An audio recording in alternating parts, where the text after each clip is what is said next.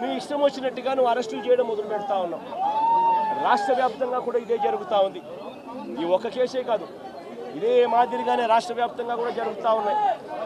పోలీసులు ఏ స్థాయికి దిగజారిపోతా ఉన్నారు అని అంటే, అటువంటి పాత కేసులలో కావాలని వీళ్ళే తప్పుడు సాక్ష్యాలు క్రియేట్ చేస్తూ ఉన్నారు. విట్నెస్లను వీళ్ళే బెదిరించి, వీళ్ళే ప్రలోభపెట్టి, వీళ్ళే తప్పుడు పేర్లు ఇరికిచ్చి, వీళ్ళే కేసుల్లోకి తీసుకొచ్చే కార్యక్రమం చేస్తూ ఉన్నారు. నేను అడుగుతా ఉన్నది ఒకటి, ఒక తప్పుడు సాంప్రదాయానికి మీరు నాంది పలుకుతా ఉన్నారు. ఇదే గన కొనసాగితే నేను చెప్తా ఉన్నా, మీ ప్రభుత్వం ఎల్లకాలం ఉండదు. మీ ప్రభుత్వం ఎల్లకాలం ఉండదు.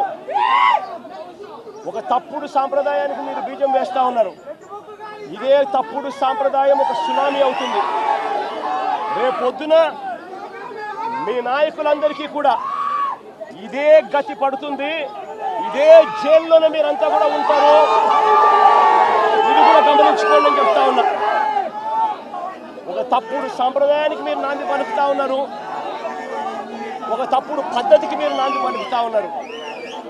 మార్పు తెచ్చుకోకపోతే మాత్రం రెడ్ బుక్లు మీరు ఒక్కరే పెట్టుకుంటారని చెప్పి మీరు అనుకుంటున్నారేమో. రెడ్ బుక్ పెట్టుకోవడం అన్నది చాలా సులభమైన పని. రెడ్ బుక్ పెట్టుకోవడం అన్నది చాలా సులభమైన పని.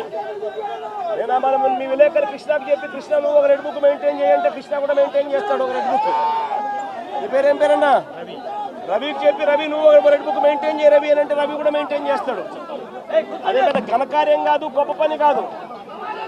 ఆ తర్వాత రెడ్ బుక్లో పెట్టిన పేర్లన్నీ తీసుకొని వాళ్ళని ఇరికించడము, వాళ్ళ ఇళ్లను ధ్వంసం చేయడము, వాళ్ళ ఆస్తులను ధ్వంసం చేయడము, వాళ్ళ మీద దొంగ కేసులు పెట్టడము, ఇదే ఒక పరిపాలన కింద రాజ్యాధికారం చేయడం మొదలు పెడితే మాత్రం రాజ్యాధికారం ఎలా ఉంటుంది అని అంటే, ఇప్పుడు చంద్రబాబు నాయుడు గారి పాలన ఎలా ఉందో అలా ఉంటుంది. చంద్రబాబు నాయుడు గారి ప్రభుత్వం వచ్చి 3-4 నెలలు కూడా కాయిపోలా. ఈ 3-4 నెలల్లో చంద్రబాబు నాయుడు గారి పరిపాలన ఎంత దారుణంగా ఉంది అని అంటే నిజంగా నాకు ఆశ్చర్యం కలిగించే విషయాలు, ఆశ్చర్యం కలిగించే విషయాలు కనిపిస్తాయి. ఇదే పెద్ద మనిషి చంద్రబాబు నాయుడు గారు ఎంత రెడ్ బుక్ పాలనలో నిమగ్నమై ఉన్నాడు అని అంటే, పరిపాలన ఎంత గాలికి వదిలేశాడు అని అంటే, ఇదే పెద్ద మనిషి చంద్రబాబు నాయుడుకు తుఫాను వస్తూ ఉంది అని సంకేతం తెలుసు. బుధవారం నాడే తుఫాను, శుక్రవారం సాయంత్రం నుంచి తుఫాను రాబోతా ఉంది, భారీ స్థాయిలో వర్షాలు పడతాయి, అతి భారీ వర్షాలు కురుస్తాయి శుక్రవారం సాయంత్రం నుంచి అని తనకు అలర్ట్ వచ్చింది. బుధవారం నాడే చంద్రబాబు నాయుడు దగ్గర బుధవారము, గురువారము, శుక్రవారం మధ్యాహ్నం దాకా టైం ఉండేది. కానీ చంద్రబాబు నాయుడు గారు అనే వ్యక్తి ఎంతగా ఈ మనిషి రెడ్ బుక్ పాలన మీద ధ్యాస పెడతా ఉన్నాడో తప్ప ప్రజల మీద, ప్రజల అగసాట్ల మీద ధ్యాస పెట్టడం లేదన్న దానికి ఇదే నిదర్శనం. 2.5 రోజు టైం ఉన్నా కూడా, బుధవారము, గురువారము, శుక్రవారం మధ్యాహ్నం దాకా టైం ఉన్నా కూడా చంద్రబాబు నాయుడు గాలికి వదిలేశాడు ప్రజలను. తాను అదే రోజే, బుధవారం రోజే, అలర్ట్ వచ్చిన రోజే తాను రివ్యూ మీటింగ్ తీసుకుని ఉంటే డ్యాములన్నీ ఒకవైపున నిండి ఉన్నాయి అనే సంగతి తనకు తెలుసు. పై రాష్ట్రాల నుంచి, మహారాష్ట్ర నుంచి, కర్ణాటక నుంచి, తెలంగాణ నుంచి నీళ్లు వస్తున్నాయని సంగతి తెలుసు. మాన్సూన్ వల్ల అటు పై రాష్ట్రాల నుంచి వరదలు వస్తూ ఉన్నాయనే సంగతి తెలుసు. మన రాష్ట్రంలో కూడా తుఫాన్ రాబోతా ఉంది అనే సంగతి కూడా తెలుసు. మరి అలాంటప్పుడు చంద్రబాబు నాయుడు ఏం చేయాలి? బుధవారం రోజు రివ్యూ తీసుకొని రెవెన్యూ సెక్రటరీని, చీఫ్ సెక్రటరీని, ఇరిగేషన్ సెక్రటరీని, హోమ్ సెక్రటరీని వీళ్ళందరినీ కూడా పిలిచే కార్యక్రమం చేయాలి. వీళ్ళందరితో రివ్యూ తీసుకుంటే వీళ్ళందరూ ఆ తర్వాత కలెక్టర్లతో వెళ్ళి కలెక్టర్లతో వీళ్ళంతా కూడా చేయాల్సిన పనులు చేస్తారు. ఇరిగేషన్ సెక్రటరీ ఉన్న డ్యాములను ఖాళీ చేయిస్తాడు.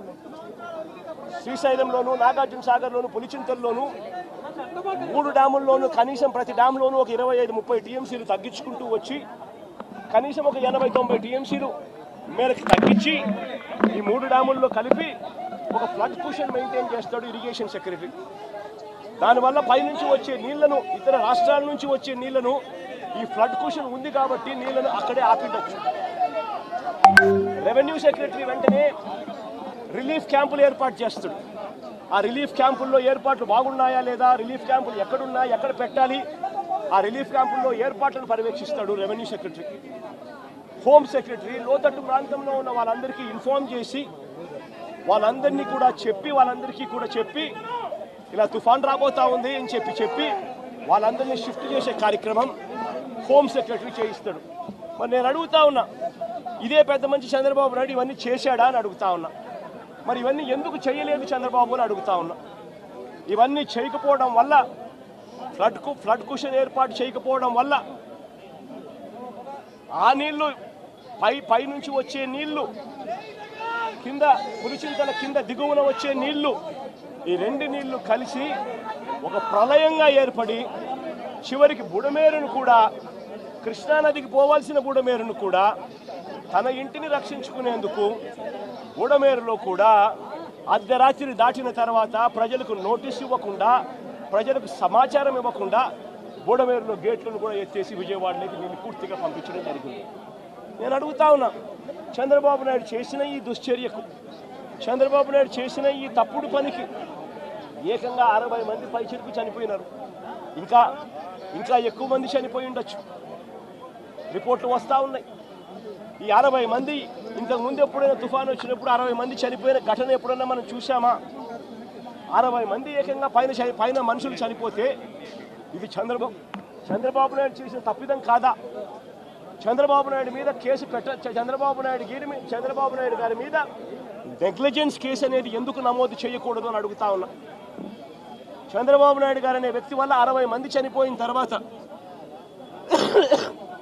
ఆ వ్యక్తి రివ్యూ తీసుకోకపోవడం వల్ల, ఆ వ్యక్తి చెప్పాల్సిన ఆదేశాలు చెప్పకపోవడం వల్ల, ప్రజలకు ఇవ్వాల్సిన ఇన్ఫర్మేషన్ ఇవ్వకపోవడం వల్ల, ప్రజలను అలర్ట్ చేయాల్సిన కార్యక్రమం చేయకపోవడం వల్ల, పైన ఫ్లడ్ కుషన్ పెట్టకపోవడం వల్ల, రిలీఫ్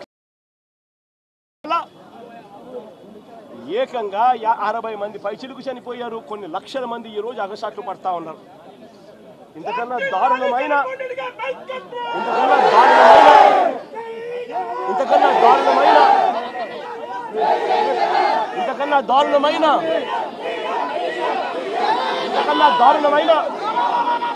పరిపాలన ఎక్కడైనా ఉంటుందా అని అడుగుతా ఉన్నా. ఈ పెద్ద మనిషి ఈ నేరాన్ని కూడా, ఈ తప్పును కూడా డైవర్ట్ చేసేందుకు ఒకవైపున సురేష్ లాంటి ఎక్స్ ఎంపీని, విజయవాడ డిప్యూటీ మేయర్ భర్తను, ఇలాంటి వాళ్ళని టాపిక్ డైవర్ట్ చేసేందుకు 4వ తేదీ రాత్రే అరెస్ట్ చేయించే కార్యక్రమం చేస్తాడు. అంతటితో ఆగిపోకుండా ఇదే పెద్ద మనిషి ఓట్ల గురించి మాట్లాడతాడు. నిజంగా నాకు ఆశ్చర్యం అనిపిస్తుంది ఆ ఓట్ల గురించి మాట్లాడుతూ ఉన్నప్పుడు. ఈ ఓట్లన్నీ కూడా ఎవరు ఏని అడుగుతా ఉన్నా